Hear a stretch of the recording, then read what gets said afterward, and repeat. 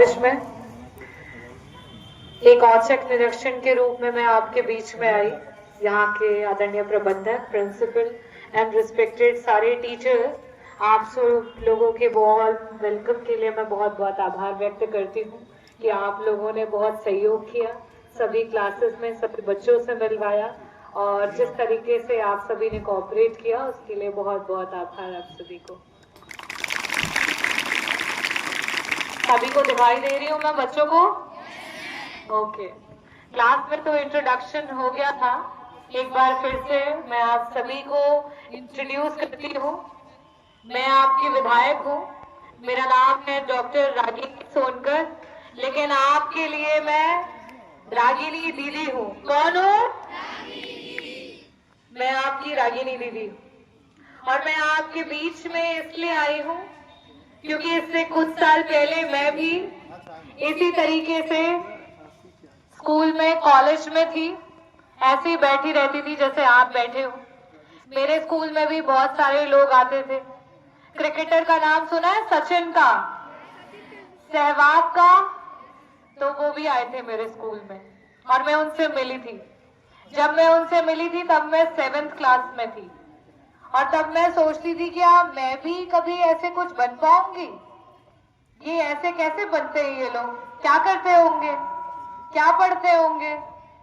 और फिर मैंने पढ़ाई स्टार्ट की, खूब मेहनत की और फिर डॉक्टर बन गई और डॉक्टर बनने के बाद फिर और मेहनत की और देश का सबसे बड़ा अस्पताल, जानते हैं कौन है देश का सबसे बड़ा अस्पताल? जब कोई भी बीमारी का कहीं भी इलाज नहीं मिलता है तब वहां जाते हैं इलाज कराने के लिए और उसका नाम है एम्स। क्या है उसका नाम? All India institute of medical sciences, AIIMS. वहां से मैंने रैंक क्लियर किया और वहां पे पढ़ाई की।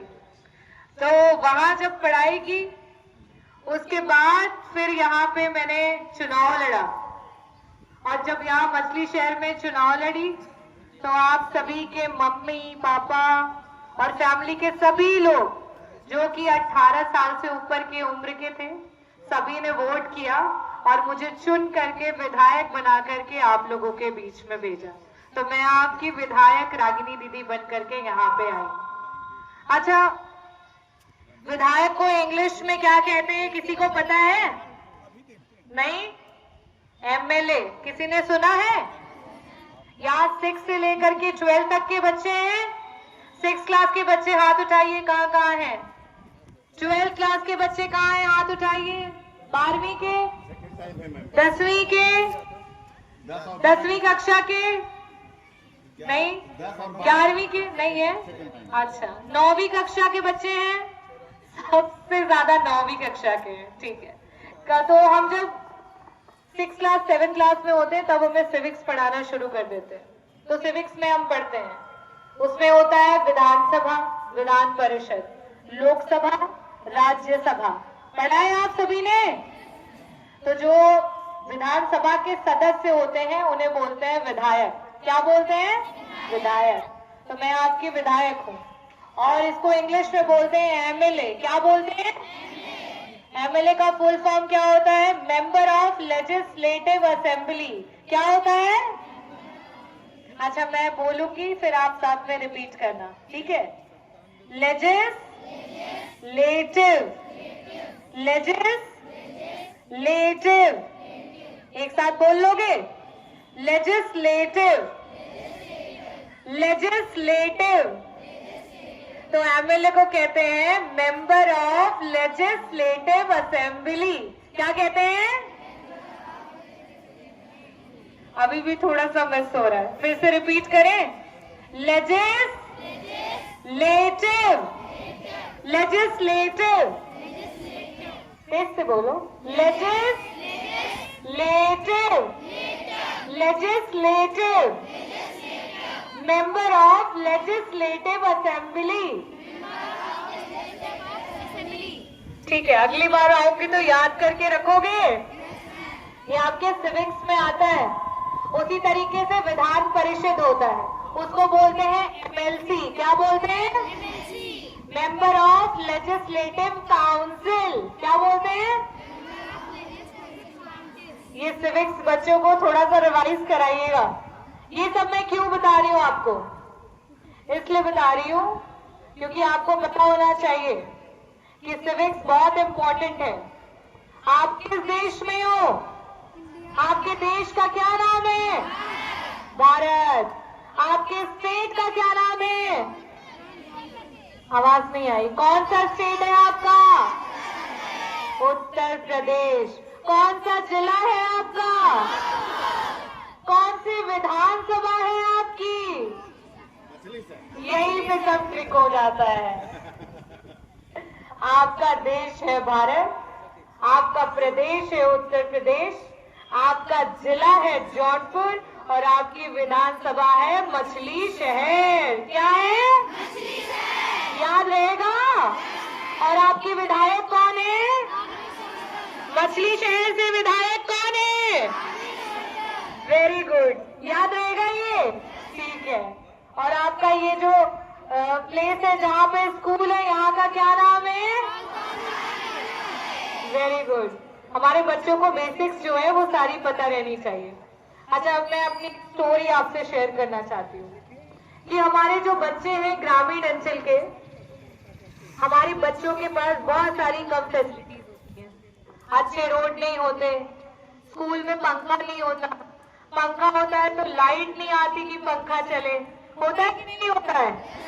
घर पे जब एग्जाम रहते हैं तो पता चलता है ट्रांसफार्मर बोल गया, पता चलता है 15 अगस्त को स्कूल में आना है तो पूरे रास्ते में कीचड़ ही है, आ ही नहीं पा रहे हैं। सफेद ड्रेस पहने तो पता चला फिसल गए, पैंट हमारी कीचड़ वाली हो गई। होता कि नहीं होता है? बहुत सारी प्रॉब्लम्स होती हैं, बहुत सारी चुनौतियां होती हैं। जो बच्चा हमारा गांव का होता है उसे शहर वालों से बहुत सारी चुनौतियां ज्यादा झेलनी पड़ती हैं। लेकिन आपको पता है, एक शहर का बच्चा जितनी मेहनत कर सकता है और जितना आगे जा सकता है, उससे कई ज्यादा आगे हमारे गांव के बच्चे जा सकते हैं। पता है क्यों जा सकते हैं? क्योंकि जब आप बहुत सारी प्रॉब्लम झेलते हो, बहुत सारी कठिनाइयां, बहुत सारी चुनौतियां झेलते हो, तो आप स्ट्रांग बन जाते हो। क्या बन जाते हो? बहुत ज्यादा स्ट्रांग बन जाते हो। और जब आप बहुत ज्यादा स्ट्रांग बन जाते हो तो आगे आने वाले समय की हर चुनौती से लड़ने की आपके अंदर ताकत आ जाती है। और इसी वजह से जितना हमारे जौनपुर जिले और मछली शहर के बच्चे मेहनत करके आगे जा सकते हैं, और कहीं के बच्चे उतना आगे नहीं जाते जितना हमारे बच्चे आगे जाते हैं। ये आपको पता है क्यों जाते हैं? क्यों जाते हैं? क्योंकि कठिनाइयों का सामना किया। तो मैं आपको एक बात बताने आई। हमारे बच्चों से मैंने प्रॉमिस किया था हमारे प्रिंसिपल साहब के पास जब मैं नेक्स्ट टाइम आई थी कि यहाँ पे जो है गर्मियों में पंखे बंद हो जाते हैं, तो हमारे बच्चों के लिए मैं यहाँ पे सोलर पैनल लगवाऊंगी।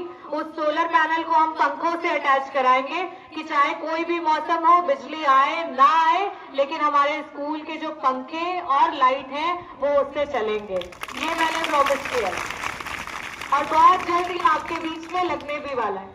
लेकिन आपसे भी एक प्रॉमिस चाहिए। हमारे बच्चे जो है वो इंग्लिश में थोड़ा सा अपने आप को कमजोर समझते हैं। समझते हो क्या? तो उसको ठीक करना चाहते हो? चाहते हो कि स्ट्रॉन्ग कर लो? तो उसके लिए एक छोटी सी टिप है, वो करोगे फॉलो?